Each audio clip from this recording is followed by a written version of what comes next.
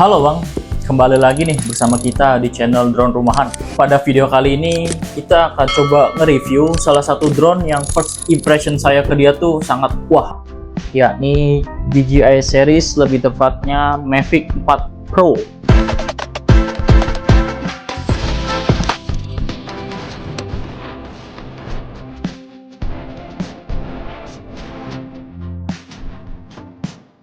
Wah, poin yang pertama tentunya dari dimensinya dulu nih. Bobotnya ini lumayan berat ya, nggak kayak drone DJI series pada umumnya.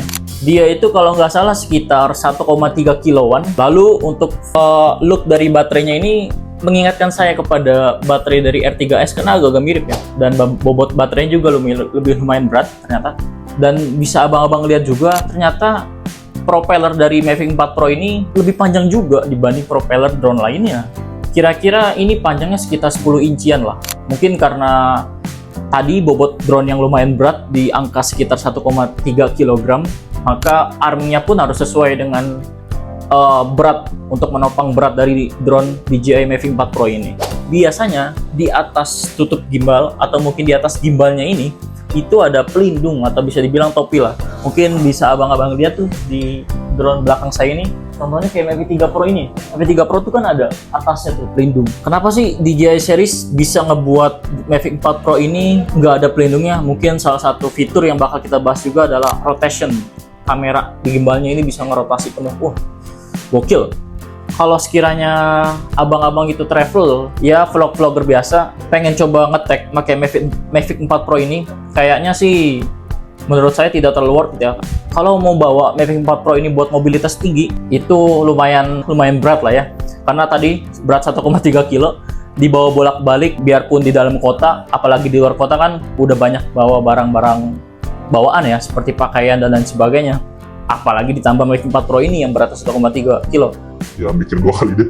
Itu poin yang pertama terkait dimensi dan bobot. Mungkin kalau kira-kira panjang ketika dia itu dilipat sekitar 280 mm-an. Tapi kalau udah itu ketika mode foldable ya, mode lipatnya. Tapi kalau udah direntangin kayak gini bisa di angka 320-330 mm-an. Belum lagi ditambah propellernya 10 inci. Kita coba, oh ya, FYI juga nih buat abang-abang. Kalau para customer atau mungkin customer profesional, pro summer lah, content creator, filmmaking, atau vlogger biasa, biasanya sih untuk pembelian paket atau pembelian dari Mavic 4 Pro ini ada dua jenis. Yang pertama creator mode atau creator paket lah segala macam itu, dan juga ada yang standar. Nah, perbedaannya bisa abang-abang lihat di sini nih.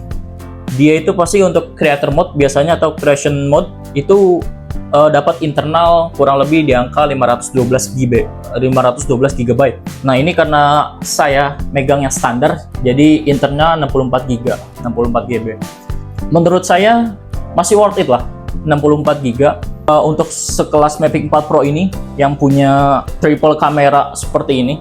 Experience user yang ketika lagi traveling, aduh lupa nih bawa micro SD card dan sebagainya, jadi ditambahin tuh internal storage-nya sama DJI biar abang-abang traveler itu nggak khawatir kalau semisal micro SD-nya itu ketinggalan. Lanjut, kita akan coba ngebahas dari sensor kamera yang ada di Mavic 4 Pro ini.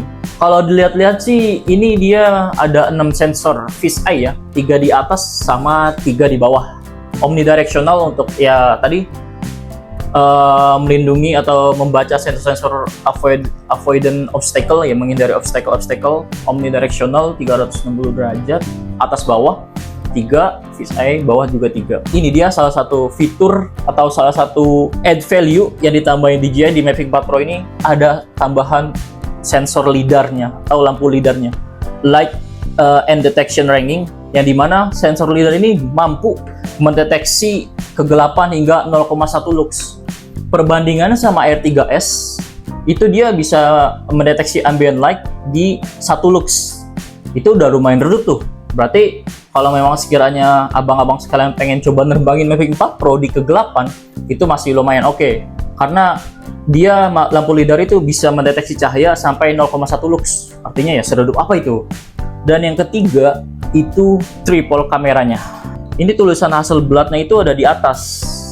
Kalau Mavic 3 Pro itu, nah ini deh nih, langsung ada contohnya. Mavic 3 Pro itu Hasselblad itu tulisan ada di bawah. Jadi perbedaan Mavic 4 Pro sama Mavic 3 Pro, ternyata untuk main kameranya, Hasselblad-nya itu ada di kamera atas. Dia tuh ada 3 kamera ya. Ada main kamera, terus ada medium tele, dan juga telekamera.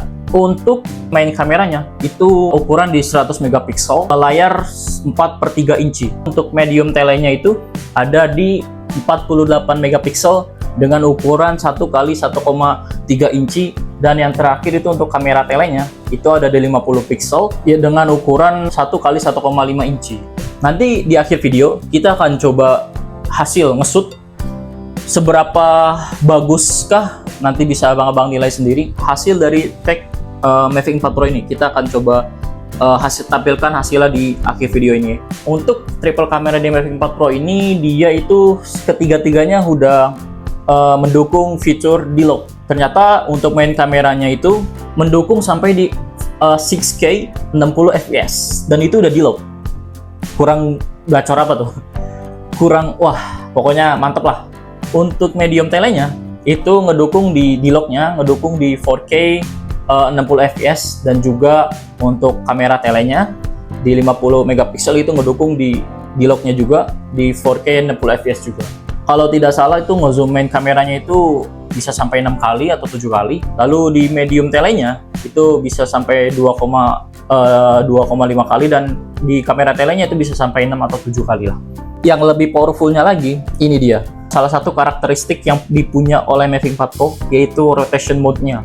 Ini sangat-sangat ngedukung buat abang-abang yang mau coba cari cinematic di engine yang berbeda ya. Untuk pembelian paketnya itu ternyata dia ada creation mode dan juga ada standard mode. Untuk creation mode tadi, karena DJI sudah mendengarkan keluhan beberapa customer atau mungkin banyak customer yang bilang, aduh DJI kenapa sih masang internal memory? Wah, dikit banget, padahal gue lupa nih bawa micro SD card dan sebagainya. Itu udah dipenuhin tuh. Udah didengarkan keluhan-keluhan para customer. Sampai di 512 GB, tentunya dengan harga yang berbeda dibanding standar mode-nya. Nah, biasanya untuk pembelian dari Mavic 4 Pro ini pasti bakal didukung oleh kabel yang fast charging atau high fast cable ya. Dari C2C itu bakal ngedukung abang-abang sekalian yang ingin melakukan traveling dan sebagainya, itu nggak perlu nunggu waktu lama tuh buat ngecas dan lain sebagainya. Yang paling saya ingat first impression untuk Mavic 4 Pro ini kok gimbalnya bulat, nggak kayak yang lain.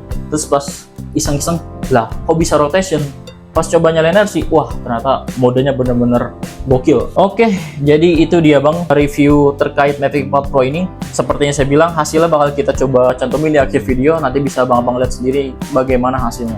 So, kalau gitu saya ucapkan terima kasih banyak kepada abang-abang yang udah nonton video ini dari awal sampai akhir. Dan kalau dirasa memang video ini bermanfaat bagi abang-abang sekalian, bisa tolong di-share. Dan tak lupa, kalau memang sekiranya abang-abang itu nggak mau ketinggalan info mengenai drone, perkembangan drone, RC dan sebagainya, tentunya pantau terus channel kita di Drone Rumahan. Dan jangan lupa like, comment, share, dan juga subscribe channel ini. Kita sama-sama teriakan moto kita bersama, terbang aman, terbang bijak, dan tetap kreatif.